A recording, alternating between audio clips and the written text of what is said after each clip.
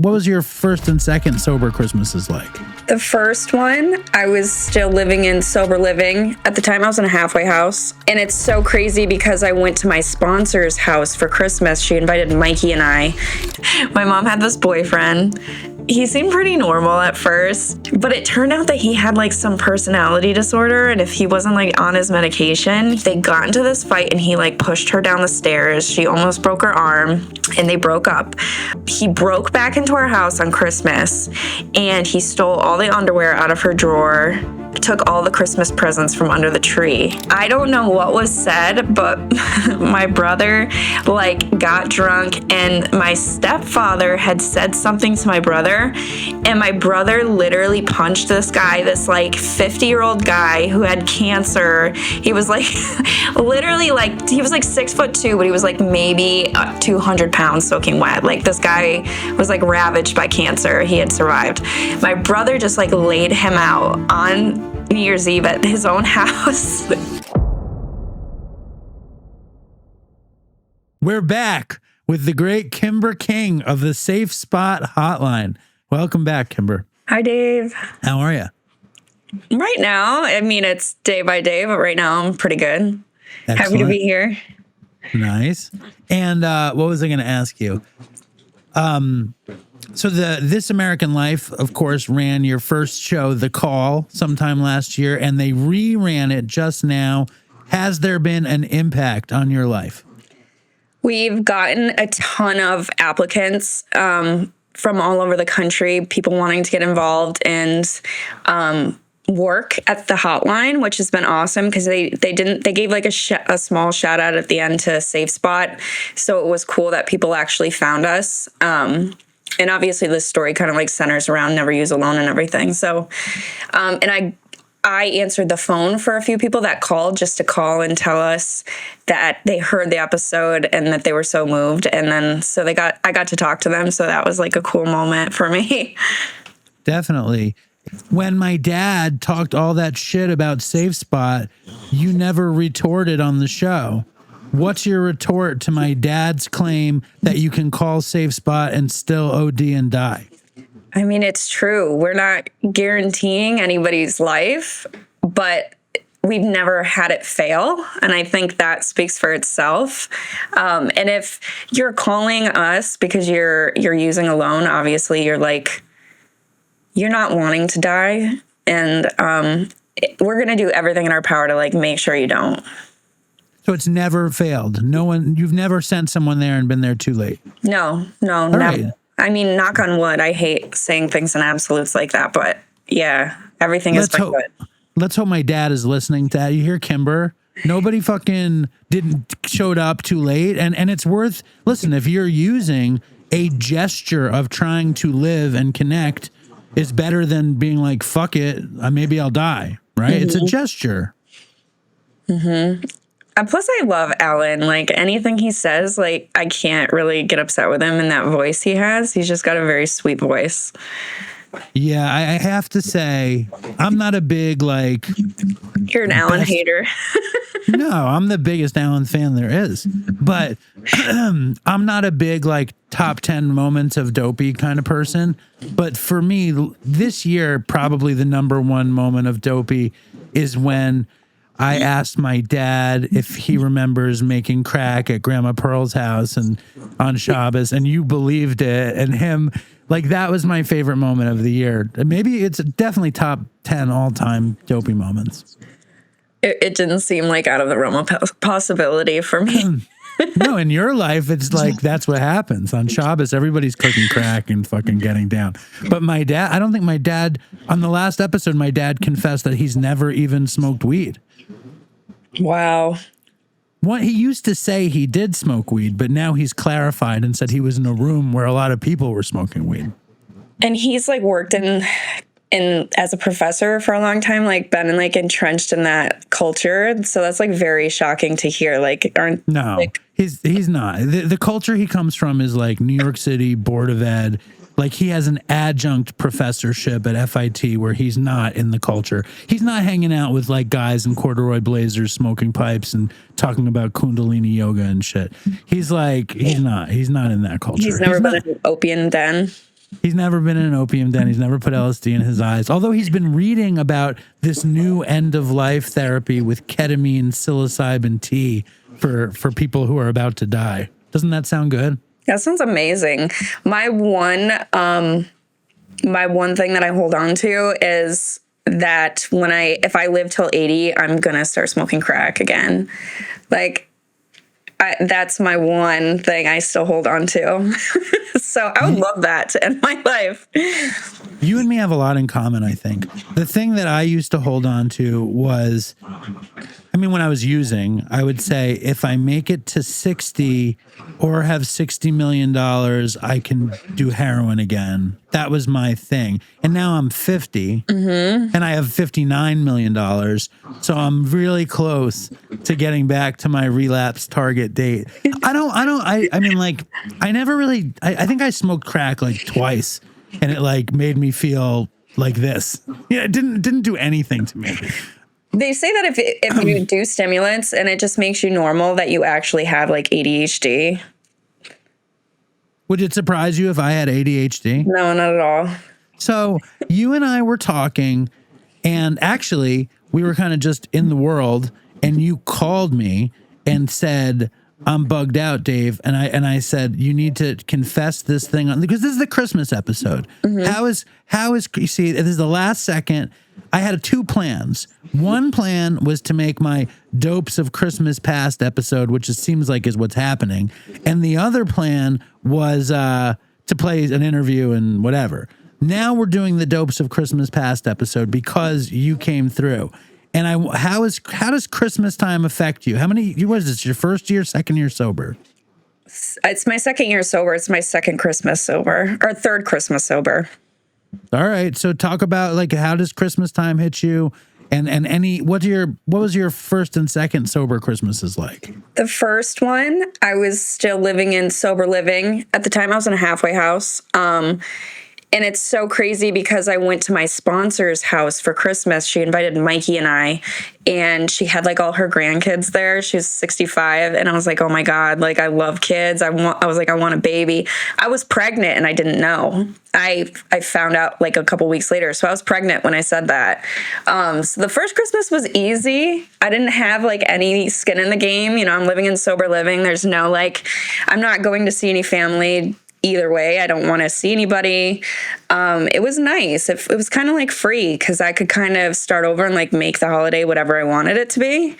The second one was my first holiday with my family that I created. So like the baby and Mikey and my mom came down. It was really nice. I don't really, since I've gotten sober, the holidays haven't been super hard for me.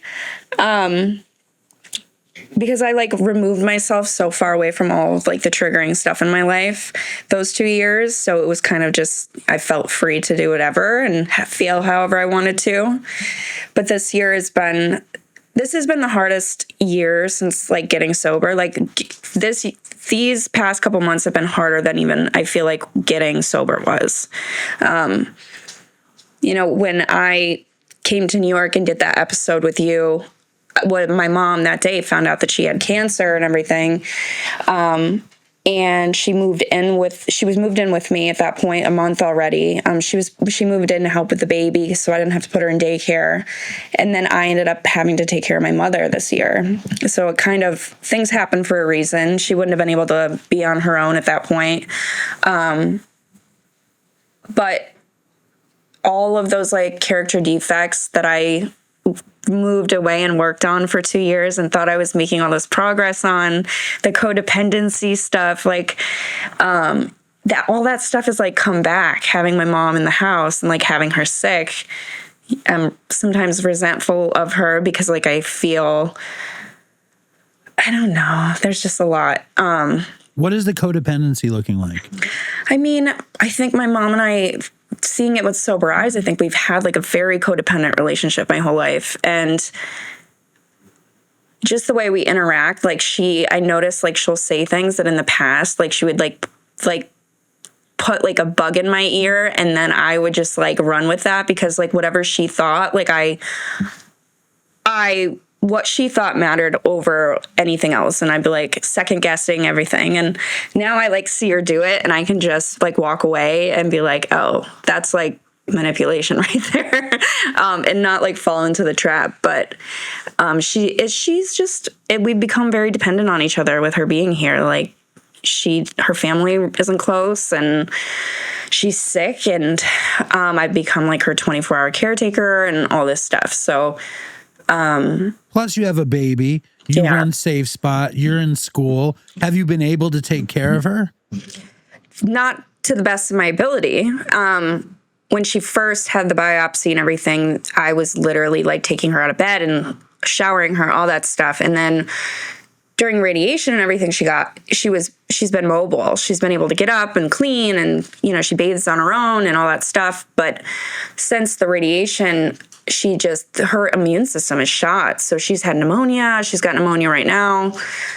So I'm back to taking care of her, but I can't, it's gotten to the point where I can't work full time and take care of her. I have to choose right now, like which one has to happen, because she needs a nurse full time. Like the best I can do is call an ambulance because I can't assess her medically here. So the ambulance is here once a week. So right now we're looking into some facilities, and like I found this really, really nice assisted living place where it's like independent apartment living, but they have like a nurse 24/7 and they take care of her med management. So I'm really like praying that this works out because she needs some kind of independence back too. Well, you said she wants to go also. So yeah. Let's get to the real thing and the thing that you called me to say out of nowhere. Yeah. So I called Dave, and I said that I have this week off during Christmas, paid time off. Nobody's going to be here. I mean, she'll be here, but the baby will be in daycare. Everybody will be gone. And I was planning on getting some Coke and just shooting up Coke for a few days at the house. But obviously I was having some second thoughts about it because I reached out to Dave about it, and I felt like if I shared it, then it would go away. And what happened when you shared it? I haven't ordered anything. Like I was planning on like ordering it offline because I think one of the biggest things that keeps me sober now is the toxic supply. Like I don't want to die. I just want to get fucked up. I like the way it makes me feel, but I'm not like suicidal. So I haven't done any research into how to make that happen. So right now I think I'm still doing pretty well because there's no way I'm going to like go buy something on the street right now. How set in the plan were you? I mean, I was planning on finding something. I mean, I had a plan to like go to the needle exchange here in town and pick up some supplies. Like I had everything kind of like figuring out how I was going to do it step by step, but I didn't have like any action towards it. And then you took the action to not do it. And was that impactful? Give it straight, like make it straight. Cause you're like, you had gotten to the point in the past, right? I've gotten to the point where maybe I had gotten a tiny bit of sober time and I had decided I was going to use. I always used. Like I never decided I was going to use and didn't use. I don't think. Like I was so in the beginning, I've never decided I was going to use and didn't use. So I think that's a huge, I mean, you didn't not use yet. That week is still coming up. But so far you haven't used. And I mean, that was a huge move, I think, to confess it and get it out of you. Like, where's your head with it now? And I can see you, like, I'm looking at your face and I could see your brain turning like there's so many levels of truth. So take us through the levels of truth within Kimber King. I mean, right now, I don't think that it's going to happen. Since that conversation with you, like I've reached out to my sponsor and talked about it with other people in the program. And I'm like making like a really good effort to call my sponsor every day right now and stay close to her. She's kind of like, you know, obviously I've been kind of absent lately from the program just with life stuff. And so she's like weary that I'm just going to like, you know, dip out again for another week and she's not going to hear from me. But It still sounds like a great idea. Like, it sounds like it would be fun, but the biggest part of that, like, stopping me is just the kind of, I don't think I could be able to look my family in the eye. And like, if I did that, like, my daughter gets to know me without that, like, without me being that person. And I feel like if I open that up, then there's a chance that she'll never get to know me. You know, she's only a year old. Like, she won't even remember things at this point. No. There's also a chance, like, you do it, it's very hard to stop. You know, like, once you start, it's very hard to stop. And you normally, like, you'll have to be stopped or worse than that. And just like the impact of using on your fucking guilt, like, and Mikey, like, oh my God. Mikey didn't like you doing Dopey. Imagine how he'll feel about you shooting coke. He would take the baby and he would leave, and I would never see them again. Right. That doesn't sound like a great, it's not, it's like, I mean, like, I never even loved shooting coke, so maybe I'm not the person to talk to, but I love doing. And I know there is no substance out there that would feel as good, even in the moment, as losing your family would feel for eternity. No, and I know as soon as, like, I do it, the first thing, I am an extremely paranoid uppers person. Like, I have always loved uppers. Heroin was like a weird blip to me. Like, all the other things I ever did was to go up. But after, like, smoking crack and doing meth for years, like, the only thing that comes is the paranoia. So I know it's going to feel good for like 3 seconds, but then the whole rest of the time I'm going to be locked in my closet, like convincing myself that someone's about to walk through my door. So how crazy is it that your fantasy is to, like, shoot coke when you just said the only thing that's really going to come after like 15 seconds is misery, paranoia, and then horrible guilt? Yeah, exactly. And then the other thing that I thought was really profound was Kimber is a fairly regular in our Dopey Wednesday morning recovery group. And I'm not going to out the person's name, but there was a person in the recovery group who also works in recovery business and who also loves shooting coke and shot coke and, like, lost everything. He doesn't have a kid. He lost his family. He lost his work. He lost his self-esteem. And he had the exact same story as you. Wasn't it? That was pretty wild, right? And that was a big factor, like, afterwards being like, oh, yeah. So what I think could possibly be happen if I play that tape out, literally will, because here's the evidence of this other person working the same kind of job I do, making the same kind of, like, little, like, oh, these people can do it. Like, maybe it's okay, because we see it all day long. So it was really, really, like, helpful for him to be like, yeah, I did it. And I ended up in the same place. Did it change your view on it at all, for real? Yeah, I mean, it definitely, I think specifically because he's, like, works in harm reduction, it made an impact on me because it made me realize I'm not the only person that works in this space that might be feeling those same things. Like, oh, well, you know, it's okay if I do because, you know, this person isn't suffering this consequence. This person is fine. But I have to remember, like, have I ever done it successfully? No. Who has? If anyone out there has used successfully, I love this game. Please send in an email or a voicemail to dopeypodcast@gmail.com. I remember when Chris was alive, there was a guy who wrote in who said he was a recreational heroin user for 30 years and it was still good. Did you I mean, you've been listening to the old episodes. Did you come across that one yet? Yeah, I would love to hear somebody who's managing their use successfully. That's always, like, because you can't, I can't.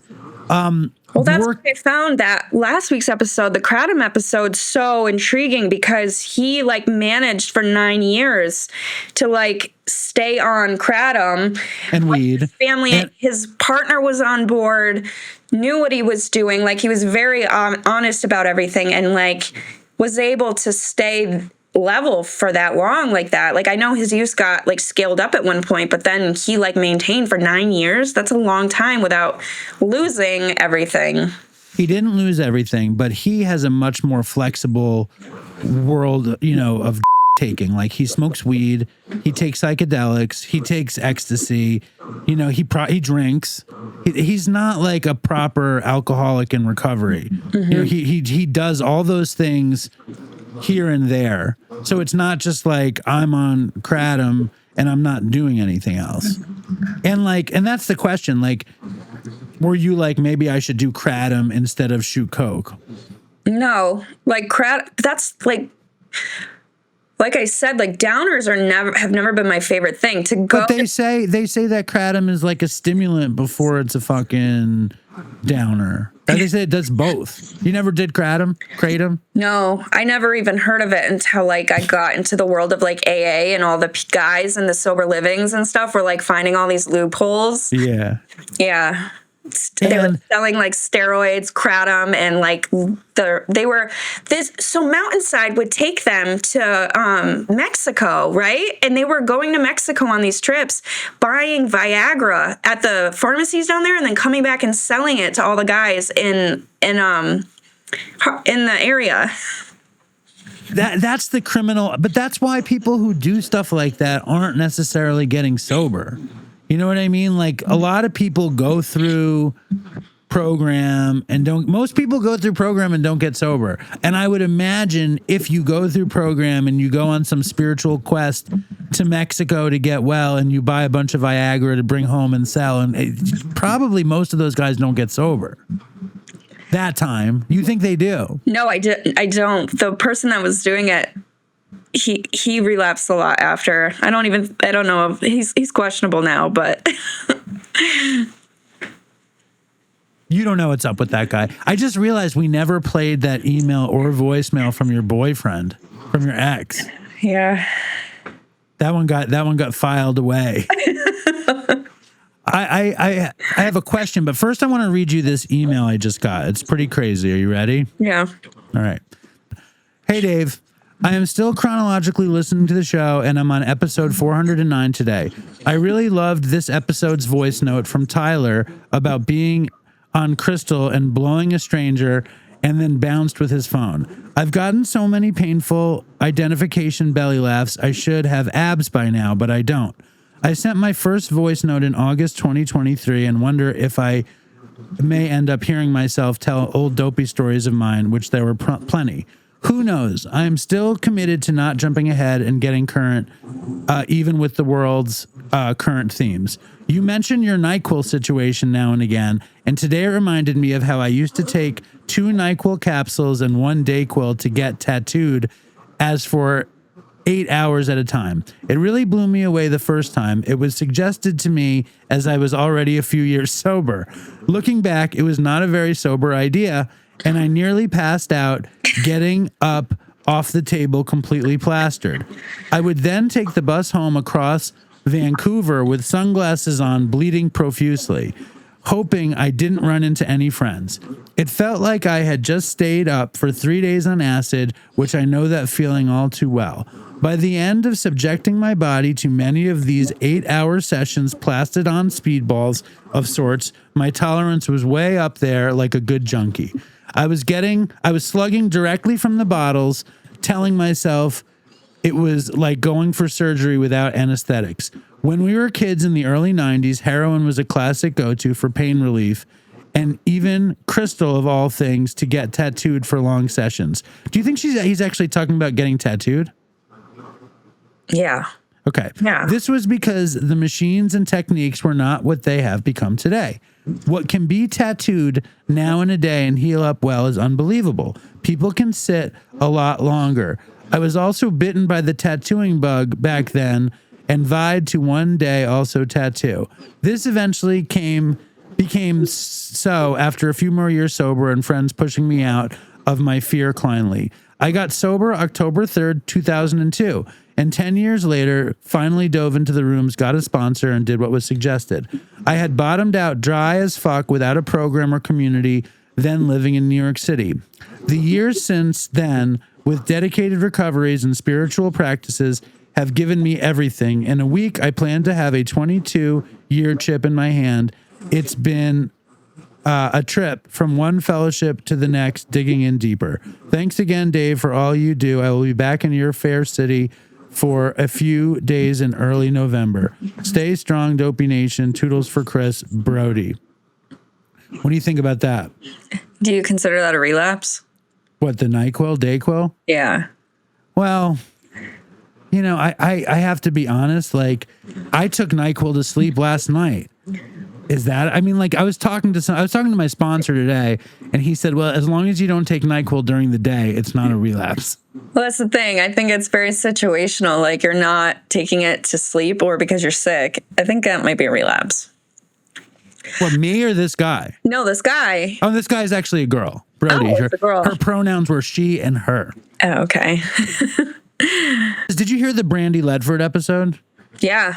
I got a lot of negative feedback about that one. I loved that episode. I got a lot of negative feedback. Trinity actually gave me negative feedback, and she told me I was gross. Do you know why people hate it? Because people hate women. They hate women, and they definitely hate women that are like empowered by their sexuality or like not ashamed of the things that they've done sexually. And like that is, I think that intimidates other women, and it makes men hate them because men have like this weird territorial thing, and like men are hoes too. Like they're fucking sluts. But you didn't think I was particularly gross in the Brandy Ledford? No, I didn't think it was gross at all, but I was laughing. I loved it. Well, and then so like you were asking her about, what was it about? Something about her vag.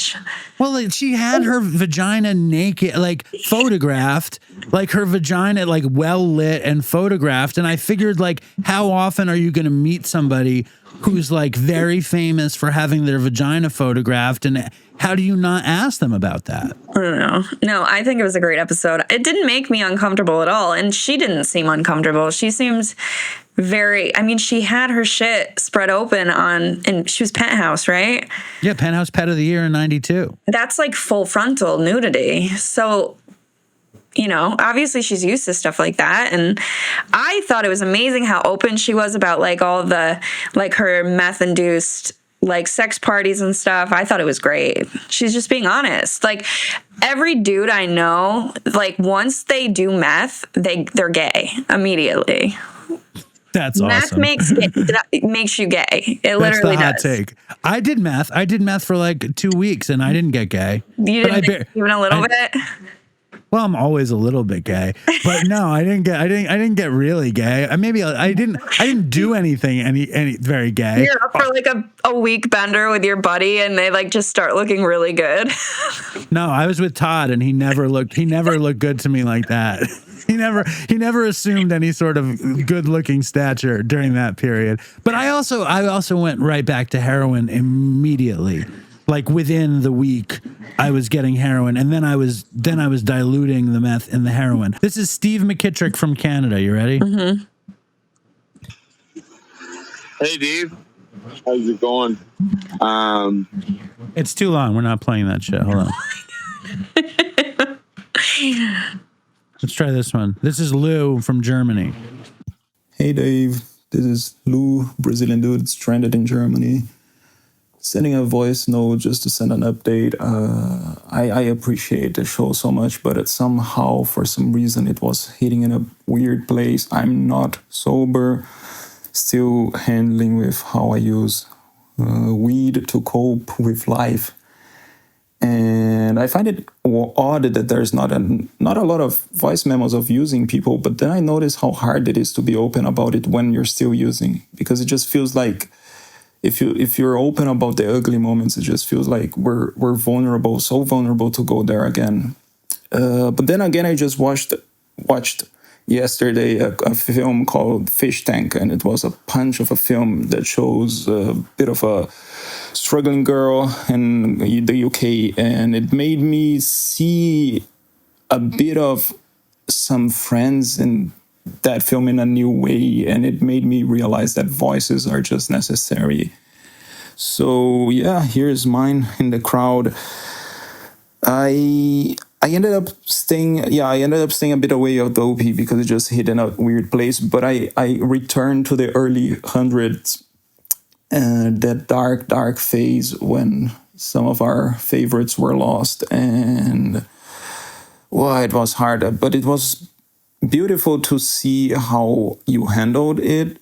And I cannot imagine how hard it was, because I can hear in your voice how much you were condemning yourself for not being able to see it coming. But fuck. But then again, there was in the late 400 episodes, I started listening again, and somebody said in Almost Tearing Up that they didn't want to be a Chris, in the sense that they didn't want to die. And fuck, that also hurt. But that also made me just want to show that I'm alive, I'm here. I still love the Dopey Nation if this gets played. And I hope that you guys stay alive. And I was super happy to hear that Dopey Nation 5 ended up being 500. Super nice, because the name was, that whole conflict. So such a nice resolution. So yeah, stay strong, Dopey Nation. But Mina, say toodles. Well, I mean, you were just talking about that, about dreading that era of the show. Mm-hmm. It's like that email, that voicemail just now, like, you can tell how disorganized I fucking am, right? It's like, I don't listen to fucking anything until I play it on the show. Like, that's my method. And this guy, Lou, he wrote this beautiful thing about Dopey, that I played on a Patreon episode one time. And I think he's still smoking weed, and he feels attached to the show, but he goes back for those hardest episodes by far. Mm-hmm. You know, like, and people are really attracted to that death, that deep sorrow. And it's fucked up, because in a lot of ways, and I'm not saying Lou is fucked up. Thank you for sending the voice note, Lou, and I'm glad you like the show. But it's like, I never intended to make a show with this much pain associated with it. It was supposed to be a really dumb, funny, fun show. And then all my friends started dying on the show. And then, like, I never felt responsible. I just didn't know what to say on the show about it. I never felt to be totally honest about it, I never felt responsible for their deaths. I feel responsible for the show, and I lost my friends, and I want the show to make sense. And it still makes me angry, I guess, the whole thing. Mm-hmm. You know, like what's you're not up to their death, but you're at the same time, you know that they're gone. You've had people die. Like, what's your experience? Like, are you dreading getting up to that part? Like, see, people seem like they, like, I don't know, it's like 100 times more people listen to the episode after Chris died than any other episode. I'm definitely dreading it. Like, when I put those episodes on, it's when I'm walking the dog or I'm like taking long work trips or something. And like, I feel like I'm there with you guys and it's just two guys hanging out, like not necessarily like, but I'm just getting into now where you guys are kind of interviewing people and it's like episode 50, 55 I'm at.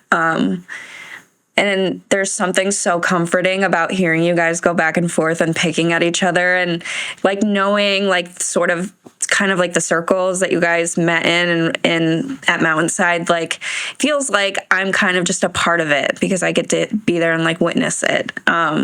So knowing that there's going to be this point where not the inevitable, I guess, but it's always where it's never guaranteed that we're gonna like make it out of this. And Chris is like 2 years sober at this point on the podcast. So it's like definitely if I didn't know what happens, I would not expect it at all, you know, because I'm 2 years sober right now. And to think about that, and like knowing you're planning your coke. I'm sure Chris was planning his coke shooting relapse too. And knowing the circumstances now, like that he had, you know, the way he had obtained substances and all that, it's like definitely like putting a mirror up to myself too. And it's gonna make me sad. Well, it's when it works at its best, the only way that it works in a good way is if it helps you not buy coke. You know, because I know he had the exact same fantasy. That was his fantasy. And he was like just about to become a PhD, a doctorate, you know what I mean? And like have his girlfriend who's about to be a surgeon, you know, and she was at Harvard. And I think his fantasy was to have all that and be able to shoot coke. And you have a lot of it's a real parallel. And then he was probably at the same time thinking, I never got to do fentanyl. And that's what happened. I know he talked about that on the show a bunch of times. Like, I never got to try fentanyl until he did, and it killed him. Yeah. And it's dark. Like, it's just the whole thing has a certain hubris to it. We started this show as heroin addicts, calling it the dark comedy of addiction, and then he dies. It's really cool to see the evolution of your beliefs and stuff, though, because like Chris obviously like talked about harm reduction a lot and like how different things work for different people, and like you were very closed off to that, and having people on the show that were using like currently was like a big hot topic for you too in those days. So like seeing where it's gone now, it's honestly really, really beautiful. Like you can't really understand all of that stuff until you've gone through it personally. Like I had no idea what harm reduction was until I needed it. And now it's like something I want to be able to like give people. Right. I think I wasn't interested in it because I thought it was dangerous to my recovery. I thought it was dangerous to the show.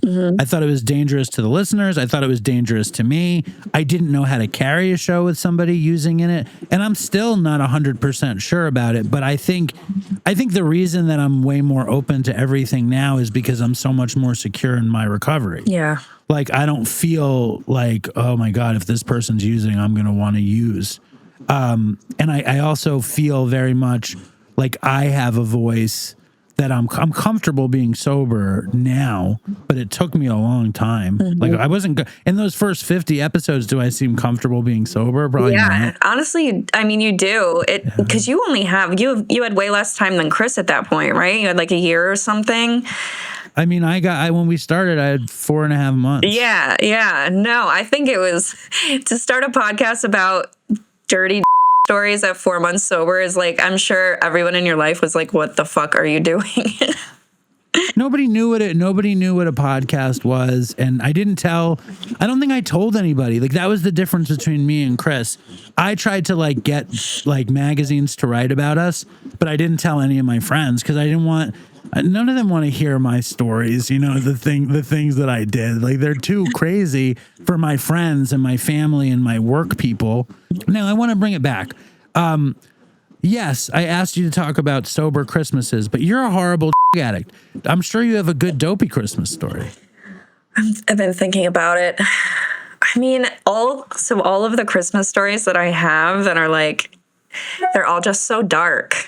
I feel like I always want to be like, you know, I want to go on the show and like be happy and make jokes and stuff, but there's like awful Christmases and it just always like turn really, really bad. All right, that's perfect. Give us one. Hold on, let me think. I don't know. Okay, so there was one Christmas. My mom is going to kill me for telling this story. I hope she doesn't listen to this anymore. Nobody listens to this. My mom had this boyfriend, and did she listen to the first time you were on? She thought this was This American Life. Like, she didn't realize there were two different like shows. Lots of people get that confused. The other day I walked into her room and she has the YouTube video up on her big TV in the bedroom, and she didn't speak to me for like 3 days. What, of you and me? Yeah. She's like, I've been telling everybody I know to watch this. Oh, and my God. Like, this is what it is. And I was like, she's like, I'm not telling anybody about this ever again. And I'm like, Mom, this is not the same one. Like, you told me you listened to this and you were posting about it on Facebook. Oh, my God. Anyway, back to the story. So she was dating this guy and he seemed pretty normal at first. But it turned out that he had like some personality disorder, and if he wasn't like on his medication, he like thought he was a different person. And so they got into this fight and he like pushed her down the stairs. She almost broke her arm. and they broke up. He broke back into our house on Christmas, and he stole all the underwear out of her drawer, and then took all the Christmas presents from under the tree and just like disappeared. So that's like one weird Christmas. I don't think I have any stories about like me using on Christmas. How do you not have stories about you using on Christmas? I mean, what the stories I do have, I told the last time I was on the show. A Christmas one? Yeah. Tell it again. I don't remember anything. Well, I mean, it really isn't a story. Like when my mom was married to this coke dealer for a while, it got to the point, like it was shortly after my brother had passed away, and he was selling coke full time. And so like we had like the whole family there, like me, my stepsister, my mom and dad, all their like friends. And like it was just like normal to like pass the coke plate around on Christmas. Oh, yes. Yeah. So that whole situation, actually, I do have a story. So we had a bar out back. We called it the Tavern, and it had like a full bar in it. Like they were bikers. So it was like a biker bar on our property with like a wood stove in it. So like, and there was a blackjack table out there. Like, so we would have parties, do like big things. And it was New Year's Eve. And this was the first like holiday that my brother had been home, like out of jail for years and years. Like he just got out a couple months before that. So he was there. My brother was just like if you disrespected him or disrespected anybody, like he was just very like violent, but he usually thought he was like doing a good deed. And so like this was around that was that same Christmas into Christmas Eve. And we had this big Christmas Eve party at the house, and all the bikers are there, and all my friends are there. And like my sister and her like friends and boyfriend and all that. We're having this big party down at the tavern, and everybody's drunk and doing coke, just fucked up. And I don't know what was said, but my brother like got drunk, and my stepfather had said something to my brother, and my brother literally punched this guy, this like 50-year-old guy who had cancer. He was like literally like, he was like 6'2", but he was like maybe 200 pounds soaking wet. Like this guy was like ravaged by cancer. He had survived. My brother just like laid him out on New Year's Eve at his own house. And like he just like fell over, and it looked like his eye was like a clamshell. Like he couldn't see out of his eye. The whole party got shut down. Like it was like a whole huge thing. All right, that's a good Christmas story. Well, that's like the only thing I have. And what are you telling people who call in to do for the holidays? I mean, subjects like that, unless somebody brings it up, we try not to mention anything like that. Like it's just like one of those hot button topics that a lot of people don't have family in. If they're using, around the holidays and stuff, we don't want to bring up anything that's going to like be triggering for them or like make them feel bad or have to tell us anything like tragic. So just like we don't bring up children unless somebody asks, so unless somebody says something about the holidays, we don't talk about it. I'm like really big into the melancholy feeling of Christmas, like the junkie's Christmas, the addict's Christmas, just like even just that there's a certain melancholy of Christmas, even if you're sober, because there's all these expectations to feel a certain way, and you can never feel the way that you're the kind of messaging that we get assaulted with, like that it's supposed to be the most wonderful time in the world and all this stuff and really beautiful stuff, goodwill on towards men and peace on earth and goodwill, like good vibes. And then there's like, you triple down with fucking expectations. Work gets busier, family gets busier. You have no time for anything. You have to make sure you got everything for everybody. And then if you're an addict, you have nothing. You know what I mean? You can't do any of those things. So all you have to really hope is that you have what you need, or that you can show face at whatever party it might be and not have anybody know. You're just hiding out in the bathroom the whole time. That's the worst. I remember I was in LA, and I think it was my first year in Los Angeles, and my girlfriend, I convinced her to move to LA with me. and she was from Los Angeles, and her mother lived in a little suburb called La Cañada, which was like, I don't know, 20 minutes away from where I was living. And I got all sorts of heroin and I got all fucked up. And she invited me to her mother's house for Christmas. And I'm a horrible driver, sober, you know, like, and on heroin, it is death-defyingly crazy. Same. It is hard. It's so crazy, especially at night. Like even now at night, sober, it's so frightening to me. I'm like Mr. Magoo. But for this fucking Christmas, I like shot all this tar. And I was like very content that I had all this tar, and I had to go to her mother's house and with all this family that I didn't know. And I was super high and I had to drive the car there. And I remember getting in the car and like putting the radio on and finding some Christmas station, like with all this old timey Christmas music, like White Christmas and Let It Snow and all these really like slow, stringy ballads, and I'm fucking nodding out at the wheel trying to get to this place. I think I pulled over to the side of the road like 5 times for a 15-minute drive, nodding out. Talk. Yeah, beating myself up, smashing myself in the face just to try to stay awake. And I made it there, and I was fucking totally high and just shameful at their Christmas. Shameful. Yeah. And every time I hear one of these songs now, I remember being in that car, and like also like it was in Southern California, but in my memory it was like snowing outside because I was so fucking high, and it was so like holiday cheery stuff. But you know, I love Christmas. I really do. You too. I totally get what you're talking about the feeling though. Like right now, you're always trying to like recapture that magic you felt as a kid, because I'm trying to do that for Harvey and I just don't feel it. And it's like, okay, well, how do you make that feeling? You know, it's really, yeah, it's different now. It just is. It's challenging. I'm glad you made the time for us, Kimber. Did you have fun? I did. We're going to get you some headphones. We're going to get you a light. We're going to do this like at least once a month. This. That's horrible. I'm going to get you a better one. We're going to do it once a month. Are you prepared? Yeah. I know I am. I would love to do this once a month. I love doing this. Like, yeah.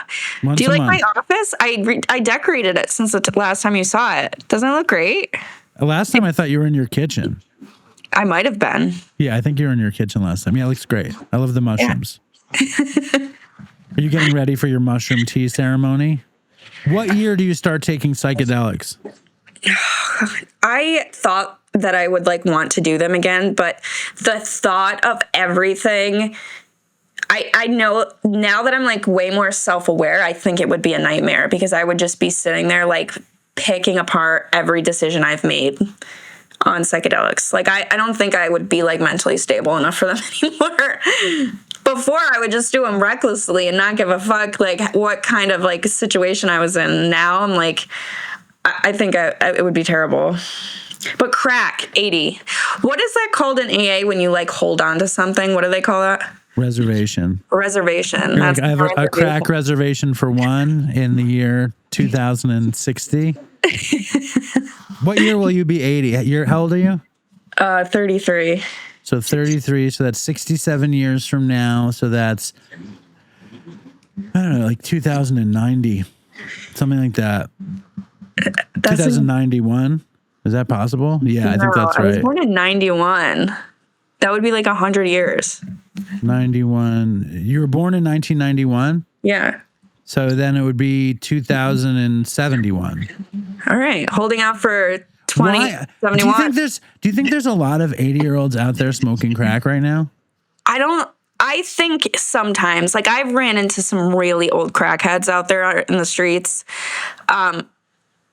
I smoked crack in a hotel room with this guy, paraplegic, and these girls, he had this hooker with him, and she had to put this tube in his mouth and connect the other end to the meth pipe so he could smoke it, because he couldn't move his arms or anything. So, I mean, anything is possible. You were life goals when you saw that. You're this is what I want for myself. No, I mean, that was me and Chris's big joke. That one day when we're dying, we could get opiates and be like, oh yeah, I remember this is how I always wanted to feel. That's what the hernia thing was like. It was 100% right there. Have you romanticized it more? Since then? Yeah. No. It was amazing. I loved it. I loved it. But I don't want to fucking lose I have so much good shit. I'll lose everything. If I start using, I'll lose everything that I have. I'm interested in being old and on. Did you listen to the Tim Kelly episode? Refresh my memory. I don't know the guy who died like the next week. The guy. Yeah. In the middle of that, he fucking took a little hit of Dilaudid and a little THC tincture. He did do whatever. That's how I want it. I want to be dying for a year where I can take a lot of medical assisted treatment. That's what I'm looking for. I think the way you said your dad was looking into the ketamine and transfusion like death thing, that seems like the perfect way. He was not looking at, he found an article in the Science Times that said ketamine and psilocybin tea for palliative care.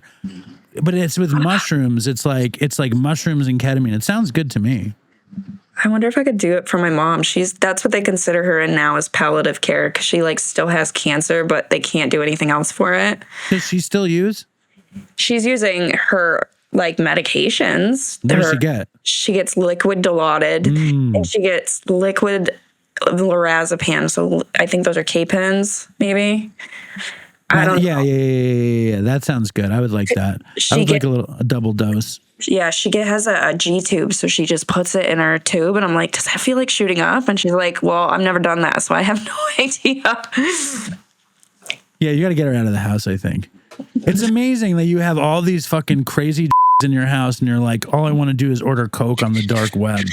Well, I know that Percocet or like Dilaudid, that's not going to do it for me. Like, it feels nothing like heroin did. You know, I don't remember what heroin felt like. It's been so long with a 5 milligram pill of oxycodone felt a lot like heroin. Really? A lot. When you're fucking 11 years out, when you're 11 years out, you might as well be fucking shooting it right up. I was like watching Lord of the Rings pretending to be high on heroin. I needed like 2 more pills and I would have felt like I was high on heroin. Next time you have a hernia surgery, just take the tablet and put it in your butthole. Just boof the tablet, and then that's pretty much that. I've never put anything in my butthole. Never. Nothing. I mean, all the kids are doing it these days. What are they putting up there? Everything. Like what? Heroin, fentanyl. That's mainly what I see on the hotline.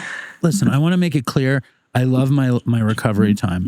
I mean, it sounds hokey, but I really do love being sober. I love it too. I have like the best life in the world now, you know? So don't fuck it up, okay? I'm doing my best. Now you made me nervous that this is no good. But Merry Christmas. Thank you for doing it. Merry Christmas. Happy Christmas, Dopey Nation. I love you all. All right. Thank you, Kimber. Toodles for Chris. If there are any dopey listeners out there that are from Vermont Helpline is looking for a full-time outreach worker. You'd have to travel around Vermont for the Helpline, and some travel to Boston would be necessary every once in a while. But it's a full-time position. I'm going to post it on my Facebook if anybody is interested. They really need help, and they have funding to spend. So if anybody's looking to work in recovery, there's a really great opportunity. Thank you, Kimber. Yeah.